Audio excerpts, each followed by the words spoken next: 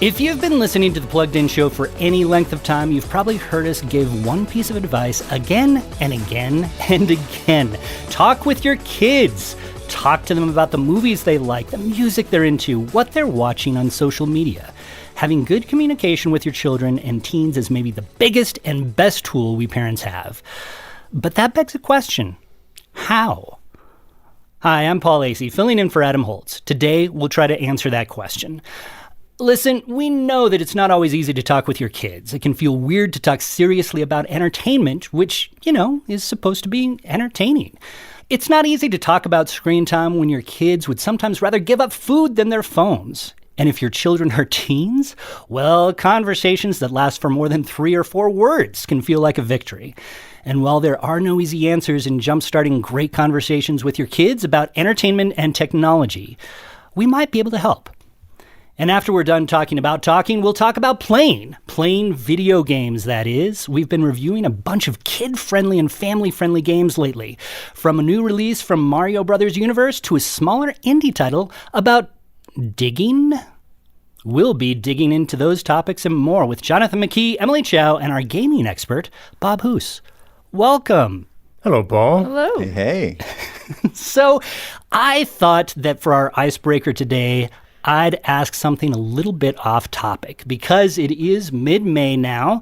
That means a lot of us are going on vacations or in some cases just coming back from them. But entertainment can take us to some wonderful exotic realms as well.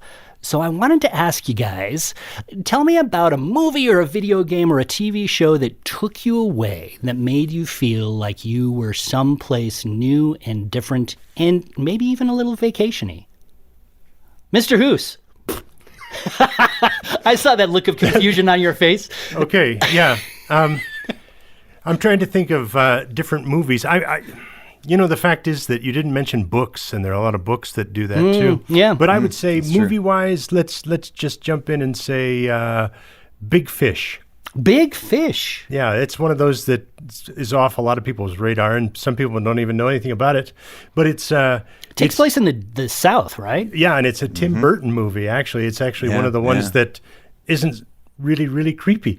It doesn't star Johnny Depp or Helena Bonham Carter. Yeah. And it's a lot of fun, and it's exotic and strange at times, but it's very family friendly and really smiles at the whole idea of family a lot. It's a good film. Mm-hmm.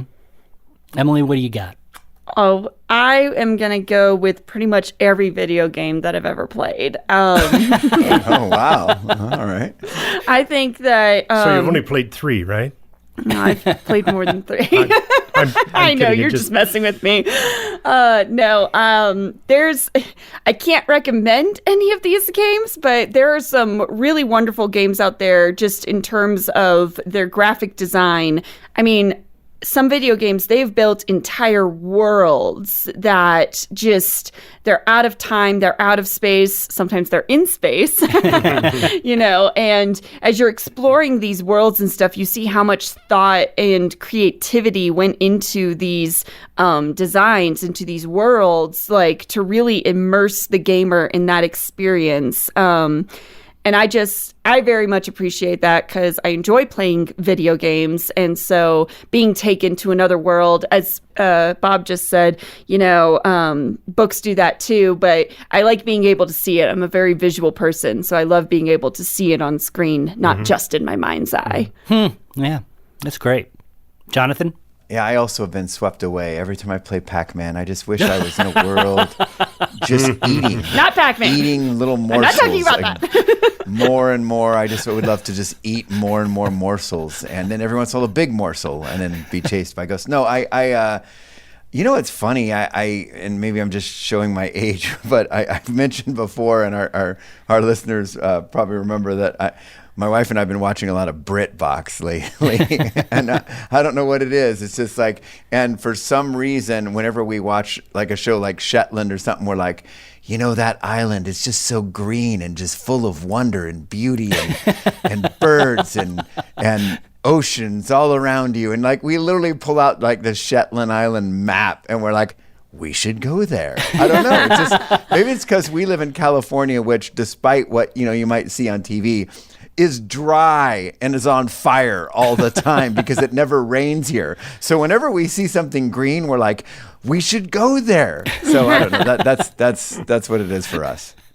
It is interesting when you think about some of these places, right, that you see in movies or games or whatnot, because you do think, oh, that's so different than what I am dealing with right now. I remember, this is going to sound odd, but I was with a friend, and for some reason we decided to watch Dr. Zhivago on DVD or whatever. And that is not a happy-go-lucky movie. No. It involves, it's dark, literally, because it's in the middle of winter in Russia and it's snowing and it's just bleak. But we were watching it in the middle of July. It was 90 degrees. My friend did not have air conditioning. And it was just so nice to sit there, watch and the imagine cold.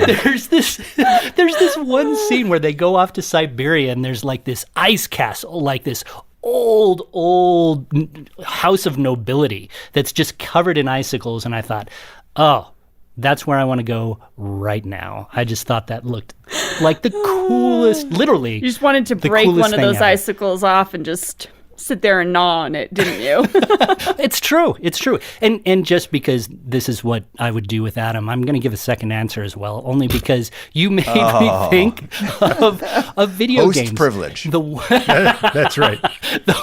The one thing that I thought of as I was thinking about this question was an old game called Myst. It is a game that probably most of our listeners have no idea what it is. It was really before video games became video games, and it was just a series of slides, essentially. But the slides were beautiful. Lush green forests and bridges. It was a very interesting game, too. Yeah, my son and I, we would watch that, and we would just look at the scenes, and we would say, I want to go to that Myst Island. So anyway, that is how me and my son talked about entertainment when he was very young. Mm-hmm. Some conversations can be significantly harder, right? We talk a lot about the importance of talking in our book, Becoming a Screen Savvy Family. We know that these conversations are super important. We know that technology and entertainment saturates our world, and it's a big deal for a lot of families. But let me ask you this. We talk so much about talking is important. You need to talk with your kids. But why is it important? Do you have any thoughts on that? Why not just give a whole bunch of rules and be done with it? Well, I think it's because we have to take the long view. Mm-hmm. We have to think about the full range of childhood, not just when they're little. I mean, yes, when they're little kids, it's easy to just take that authoritarian, slam your fist on the table and say, no! Mm-hmm. That because it's easy. It's an easy way for parents to help guide kids through problem areas. Mm-hmm. But as they get older, it's not easy anymore, and you've got to be thinking long range. When kids get a little bit older, they start thinking about their own world, their own territory, their own space, and they start making demands of you because this is their place and you can't tell them what to do or what not to do. Even as a parent, that you get to that point. Mm-hmm. You were talking about teens who don't speak more than 3 words at a time. I mean, they're at that point where they've made their mind up. They've got their territory. Mm-hmm. And as parents, we've got to be thinking toward that. We've got to be thinking, and that's why we need to start establishing, if possible, those connection points when they're just kids. Mm-hmm. And again, another thing that you mentioned, I'll keep referring back to the things you've already said. Another thing that you mentioned about how you and your son related to games. Mm-hmm. The fact is that those kinds of things are the connection points you can make when kids are little. Mm. In fact, I would suggest making those connection points as young as possible. So finding the things that they enjoy, that you enjoy too, and that you can do together. Adam has a number of times talked about his connection with his son and music. And they've gone to concerts together and all that sort of thing. And when his son was just a little guy, they connected. Adam plays guitar, and his son began playing an instrument, and so that was their connection point, something that they could do together, enjoy together, and at the same time be able to talk together. Because for me and my son, for example, it was video games, and And there are many times where we would be playing a game together and be able to chat about anything. We could talk about school, we could talk about his friends, whatever. And so establishing those early points, those early connections is vital. Yeah. Well, and I'm thinking about how I do not know the exact psychology behind this, but I'm thinking about, you guys are talking about father-son bonds right here. Guys tend to have better conversations if they're doing an activity together side by side. So it's like you're actually more likely to get your son to do that. Whereas women are a little different, though. Like, I remember, I don't know that I ever really talked about entertainment or anything like that with my mom, but I would come home every day from school, and granted, you need to understand, I was a very angsty teenager. I had a lot of beef with my classmates, and I just needed to vent. I needed to be like, Mom, let me just tell you the drama. Let me spill the tea, as it were. That's what they say now. But I don't know. I always had like pretty good rapport with my mom, where I could come home and I could literally just unload everything about my day on her, which, maybe was not the healthiest thing, but we could talk, And so because of that, we would do stuff together entertainment wise. Like, we would sit down and we'd watch a TV series together. So, we'd watch like one episode per night, if that, because she would get tired and want to go to bed. But growing up riding along in the car, growing up, both my parents, we listened to whatever mom and dad wanted to listen to because they were the ones driving, When it got to the point that we were old enough to sit in the passenger seat, that's when it became the question of, do you want to listen to something else? And then it was like, ooh, I get to choose, And sure, they weren't like very direct conversations about our entertainment choices, but we were having conversations around entertainment. Around entertainment, exactly. Even though it wasn't about entertainment. Right. And it's connection points, period. It doesn't have to be entertainment. Yeah, and those connection points, and it's funny, people call them different things. I've always called them communication arenas. You're trying to find this place where your kids seem to more naturally open up. And sometimes it takes some digging. I think of years, it's been a few decades in youth ministry. So then you've kind of got these strangers, these kids walking in that you don't know at all. And we, as caring adults who wanted to, be there for young people, we always said, search for what it is that kid really wants to talk about, but doesn't get to talk about often. And I tell parents, our evil plan as youth workers was literally, we would find something that these kids wanted to talk about, but mom and dad weren't necessarily talking with their kids about this.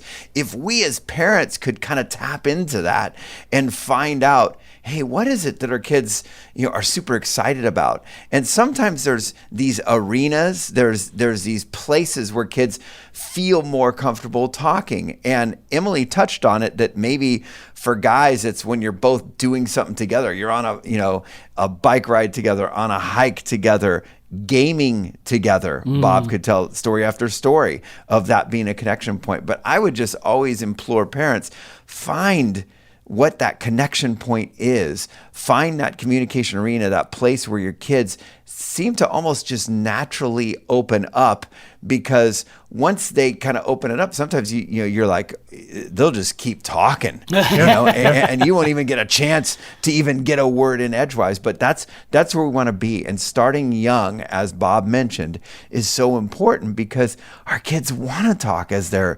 3, 7, 8, 10, and then right around 5th or 6th grade, it starts to, like, hey, I got to be cool. Yep. Middle school, they'll still talk a little bit. But high school, sometimes that, when adolescence hits, there's almost, maybe they believe the media they've been seeing, that parents are just dumb and out of date. But if you've established that, I'm safe. I'm a safe person to talk to. We have this moment when we go on the hike. We have this moment when we game together. Those roots go deep, and sometimes they can even last through adolescence. Yeah, Yep. I think that's really important, and I just wanted to hammer home a couple of points that y'all made. Starting early is really important.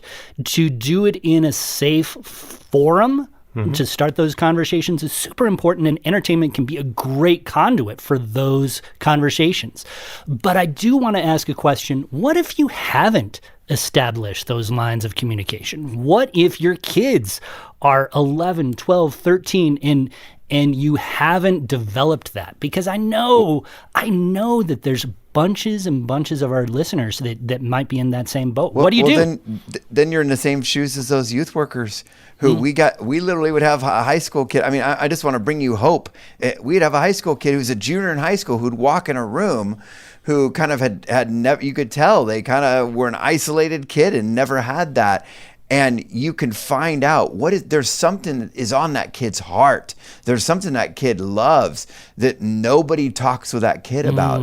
And you could find that. It's not too late. Yeah, I would also say that unlike youth workers, parents have a history. And so that might be a little bit more of an obstacle to overcome. It can be a plus or it could be a minus, right? Right. If you have a fairly negative history with your young person and you haven't had much conversations and you haven't had those connection points and you just haven't had much of a relationship, then the best thing to do is to start from scratch. In my opinion, I believe you need to admit where things have gone awry. So, okay, things aren't connecting here, and be honest about what kind of goal you want to see happen. And I don't mean a goal like, I want you to be quiet. No, it's more of a goal to something that will help the family, help your relationship, help them as an individual. And don't expect them to change. In other words, don't go in saying, you shall do this, you shall do it my way. No, you go in admitting that here's what I want to see happen. And here are the changes that I'd like to make for me. The changes that I can make that will help facilitate us maybe connecting a little bit more. And then another thing that I think is a big plus for parents who want to start talking to their kids is to we've talked about activities, even going out for a walk and getting their minds off just sitting there having to talk to mom or dad, going out for a walk and then asking good questions. And I don't mean pointed questions like, why are you so nasty? No, I'm talking about questions like about their world, about the things they're connecting with at school, and then mom and dad shut up and listen to what they say, because I think listening from a parent's perspective is an incredible tool. That's a really good point. One of the big things that just comes to mind just thinking about all of this is just that do not dismiss what your child is talking about. So I was talking earlier about how I was very angsty and needed to vent a lot to my mom. What were we doing? We were gossiping. And, it was, like I said, not healthy, not good, sinful behavior. But being able to just sit there and unload like that, my mom never sat there and said, you need to stop. You're being rude. You're being gossipy. She never said any of that. Like, usually that was something where later on we would have a conversation and be like, maybe we shouldn't complain so much. Maybe we should have a little grace here, So in the moment, though, she would just let me feel my feelings. And because if she mentioned some of that stuff, it would have shut you down. Oh, yeah. If she had started correcting me while I'm sitting there trying to tell her about my day, if she had started correcting me, I would have shut down. I would have been like, you don't get it. You don't understand me. Just all the teenage things. But, something I'm observing in like my nieces and nephews and stuff is they're all starting to come into their own, like what they really enjoy, what they really like. And as adults, it could be so hard to sit there and actually enjoy what your child is enjoying. Like what I'm thinking about, your child may love Taylor Swift. This is just a random example. Maybe you've listened to her and you're like, I cannot stand this woman. I hate her voice. I hate her music. I hate her style. Like, you might hate everything about her. But if that is your child's current obsession, if you sit there and you just completely dismiss it and you immediately start correcting them as soon as they bring her up and you start telling your child everything that's wrong with Taylor Swift, you're going to lose them. They're going to shut down. They're going to tune you out. They're going to be like, okay, mom. Okay, dad. Yep. Okay, can I go now? Or they're going to pull out, worse, they won't say anything. They'll just pull out their phone. Yeah. And they'll just start scrolling through their phone. Yep. And they'll wait until you're done. And then they'll be like, okay, got it. Bye. Yeah. You really have to understand, what your child likes, you might hate. And that's okay. It's okay to have different interests from your child, because while they hopefully will have many similar interests to you, because that can be a great bonding experience, that's not a guarantee. There are a lot of things that I love that my parents are like, I don't even understand this. Like, it's not even a matter of they hate it. It's a matter of what is even going on, for them. And that's okay, because we don't have to, they will sit there and they will listen to me talk about it.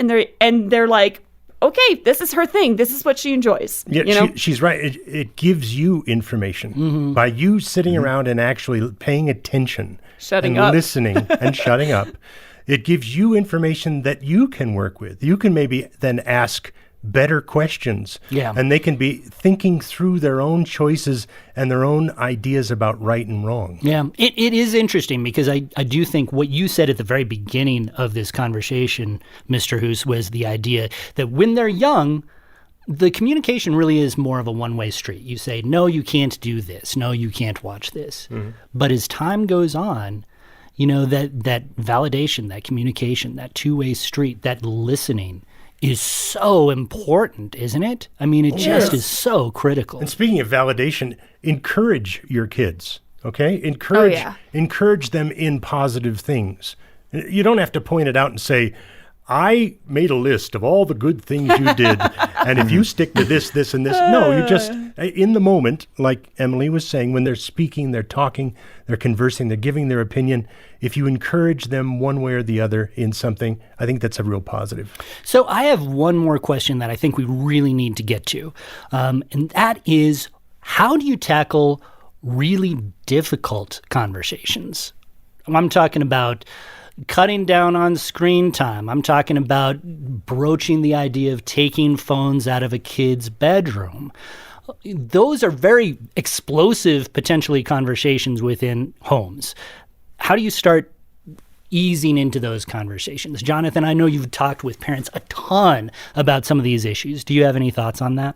Yeah, I think it's hard, because I think people kind of want to get straight to those things, and I think you have to do the groundwork first. Everything else we've been talking about is what's required to get to the point where you finally have the privilege to be able to say, hey, guess what? We're not going to have your phone in your bedroom at night. And I'm not saying that, we're inferior to our kids, but I mean, our kids will rebel, and our kids, and it's that old phrase, we've said it so many times, rules without a relationship lead to rebellion. And it's just absolutely true. And the fact is, if we're spending the time hanging with our kids, rolling on the floor with our kids, wrestling, going on those hikes, listening to them talk about the boring stuff that we don't want to talk about, or listening to them talk about that musical artist they love that we don't care for so much, it's through those conversations that we have an opportunity to, be able to enjoy time with them and spend time doing other fun things. And, and by the way, hey, don't forget to throw your phone on the charger in our master closet tonight before you go to bed, and and that laptop doesn't go in the bedroom either, because we've talked about it. And yes, sometimes it will actually take hey, you know what, we're going to have a family meeting and we're going to talk about some of these things. I just read this article on Plugged In about screen time. And at dinner, I really want us as a family to talk about it. So maybe then you actually bring it up. And you've already cultivated this context, this arena where kids feel like they can talk because you do listen to them at other times during dinner. So this dinner is no different, but you just kind of said, hey, check out this article that says this, and here's the research about how depression is rising, anxiety is rising, and a lot of them are saying this because of this, this, and this. What do you guys think? And you hear them out. And regardless if they even say, we think that's all a bunch of bunk, and we love our phones, and we want to snuggle with them like teddy bears every night. We go, that is awesome. That's so cool. Put your phone on a charger because you're still mom and dad. You still do have those rules, and it's okay to do that. But I think it's great to hear them out, have that conversation. Once you've done that groundwork, have that, I call it the pizza conversation. You take them all out to their favorite pizza place, but you talk about that tough subject, and you tell them it's coming. Hey, we need to address this. We're getting to the point, And again, if you do that groundwork, if your kid's 12 and they've been begging for a phone and you said, hey, maybe when you're in high school, you can start saying, hey, when you get the phone, let's talk about what that responsibility looks like. Just like when you drive, what responsibilities are you going to have as you get behind a vehicle, which is an awesome responsibility. I think the mistake so many of us make as parents is we just hand our kids devices. We never have that conversation. And all of a sudden we're like, uh-oh, now what are we going to do? I think those pizza conversations are very important where you talk about the important stuff. Absolutely. And parents, don't forget that you need to model the very behavior that you want your kids to follow. That's Absolutely. critical. So when you're getting to these tough questions and tough discussions, make sure that you're doing the right thing too.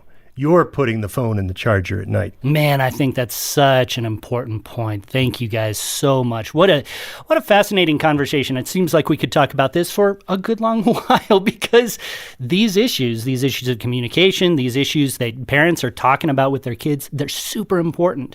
A recent study out of the University of Michigan found that parents' biggest worry for their kids was screen time. Number 2, social media.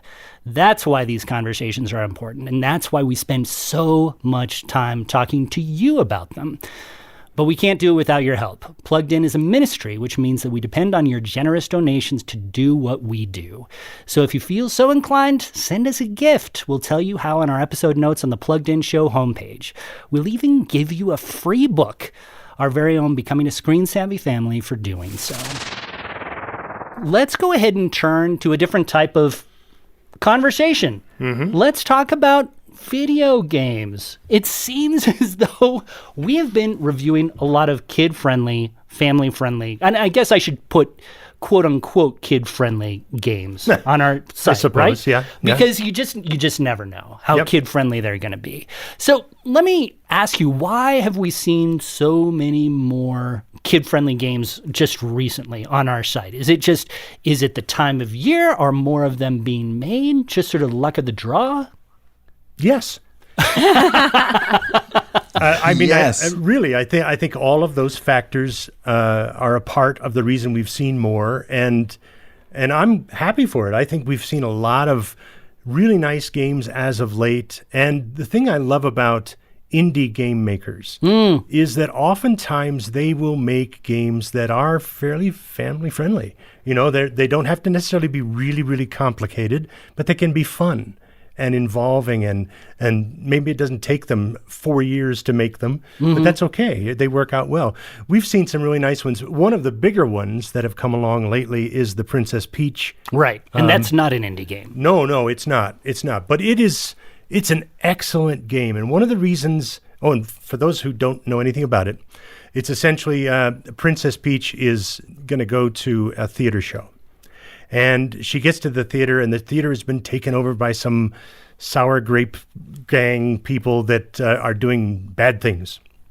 In fact, they've kidnapped all of the leads from all the plays that are playing there in that theater, and it's up to Princess Peach to go in and fix things. And the reason they've done all these different plays, they've set it up that way, is that then Peach can go in, change a costume, and take on the lead role and save the day in each case. And it's really fun. It lends itself to a lot of different genres. So when she dresses up like a sword master, she can do sword fights. When she's a cowgirl, she can ride a horse. And they've got all these, there's a lot of platforming in different genres all mixed in. And it's a lot of fun. And the other thing that I really appreciated about it, now some fans of Mario games and stuff have complained a bit about it, is that it is easy. But I liked it because I thought, little kids can play this game. You don't have to worry about them getting to halfway through and then go, Dad, can you finish this? Because, it's one of those games that kids can play. In fact, just a little anecdote. My son-in-law was playing it with my granddaughter, who's 5, and she was really getting into it. And it was, we were talking earlier about conversations and about connection points. He would play it with her, and if there was a little tough part, he would play that section for her, hand her back the controller, and they were having a great time together. And it's that's what this is. This is one of those kind of games that families and little kids can connect on. I really think it's a great game. That's awesome. Any problem points that we should just warn our parents about real quick? Not really. Not really. I mean, it's... no. That's great. How often do we get to say that? I know. I can't think of anything that I thought of as a real negative here. It was a fun game. So you mentioned indie games. Yeah.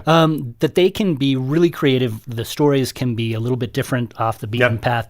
Do you have an example of a pretty good indie game out there for kids? Well, Pepper Grinder is one. I don't know if you've heard of that one or not, but Pepper Grinder is it's essentially about this young woman named Pepper, and she has a sailboat, and it crash lands on an island shore. And while she's unconscious, this pirate girl comes along with her minions and steals Pepper's treasure. And so the game is all about Pepper trying to get her treasure back. So it's sort of an action-adventure, but it's more of a platforming game because Pepper gets caught in this little canyon, can't get out, and finds this grinder. It's like a big drill, almost as big as she is. And that drill can drill through any soft surface, sandstone, any of that sort of thing. So the game is all about using that drill to leap from level to level and to fight bad guys and to eventually get Pepper to her treasure, if that makes sense, what I just rattled out. But I mean, again, it's another one of those fun games. However, this one is one of those that when you get to the latter stages of it, it may seem really simple for kids in the beginning. You get to the latter stages, it's tough. This one's difficult. So this one will definitely need some parental guidance, or just maybe it's just dad's game. But again, we talk about sort of, is it a bug or is it a feature? Those difficult points, bringing mom or dad in to help solve some of these puzzles, that can be a positive thing, right? And that's what this is. As I said, it's more of an action-adventure puzzle platformer. Any other games that you wanted to call out? There's another one. This one's for teens that I played recently, reviewed recently, and really enjoyed it. And it's called Unicorn Overlord. Unicorn Overlord. I know that sounds like a really bizarre title, and you're thinking little pink creatures with horns, but no, it's not that at all. It's essentially an action adventure RPG kind of game that where you build up little teams and you're battling against other little teams as you're trying to fulfill this quest of freeing a world from an evil domain, that sort of thing. But it's a great little adventure game and lots of fun. And there's violence in this one. And T-rated. Thus the T-rated. But it's not a really bloody violence. It's just that kind of impact violence where you've got your teams and they clash and you see somebody going, and falling over and, flashes of light and stuff like that. Yeah, and it does seem like, just going back to our previous conversation, video games make such a, obviously a lot of video games have problems, right? Yeah. But in terms of bringing parents and kids together, it's hard to think of an entertainment medium that does that more effectively if you play the right games. That's right. That's right. Yeah, I just remember Gran Turismo was one of our big games. For those who don't know it, it's a PlayStation racing game. We started playing it when my son was maybe 5, and he could not play it, but he would watch me play it. And he would sometimes keep track of my stats, how fast I did a lap or whatnot. He's much, much, much better than I am now. But now that Gran Turismo is on its 7th iteration, we still connect with that game. He watches me race, I watch him race. That's really cool. It really is, and he's in his 30s now, and yet this is still one of those little connection points. So if you find the right game, it can be pretty cool. And there's so many different genres to choose from. So many different ways that you can find things that you can enjoy together. Yeah. Thank you so much, Mr. Hoose. You bet. Now it is time to play a game. Speaking of games, and the game today is Name That Movie. As you guys know, this is the game where we think of a movie, we think of a quick little descriptor, and we ask our fellow plugged-innerites to think of the name, to name the name. New one. I haven't heard that one yet. Plugged-innerites? I like that. So, and today's theme is actually going to be video games, movies about, well, here it is. Movies that are about video games, movies that have inspired video games, maybe movies that include Movies that have games? the letter V in them. We get it. The theme's video games. Yes, we're leaving it wide open. Any sort of video game connection you can find with a movie, that is what we're looking for. And we shall go with Jonathan first. All right, here we go. In a small town cop helps a small creature evade the large plans of an evil genius who wants to hurt that creature. Ooh. What was it? There was one. What was it called? Small And it's Soldiers. based right off a video game. Based right off of video games. Okay, here we go Small again. creatures. I'm gonna add 2 words to this one. All I'm right. gonna say it again, but All I'm right. adding 2 words. In a small town cop helps a small but speedy creature. I was going to say, is it Sonic? evade- Sonic, yeah. Sonic, I yes. actually Evade the large I'd plans never of an evil seen genius Sonic, played but by that's Jim what I Carrey. thought of. That's it. Who wants That's to it. hurt that creature? Very it. nice. Sonic the Hedgehog, yeah. That was very good. I'll do one. All right. All right. All right.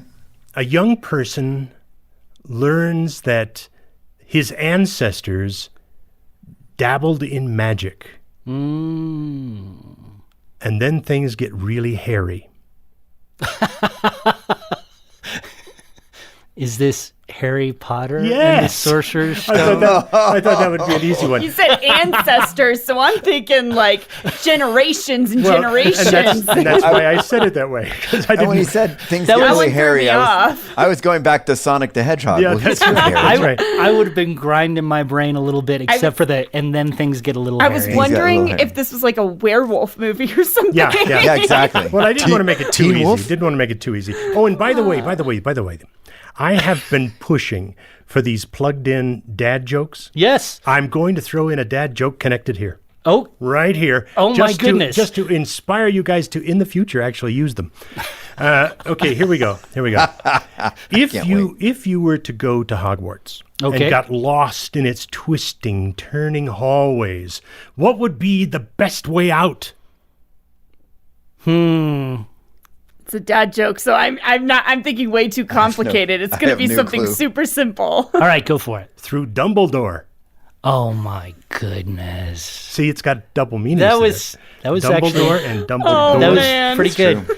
You know it's a It's good true. dad joke when you roll It's your a door. eyes and you smile. There you go. That was There you go. good. That's right. Absolutely. Those are the key components of a dad joke. All right, Ms. Emily. All right.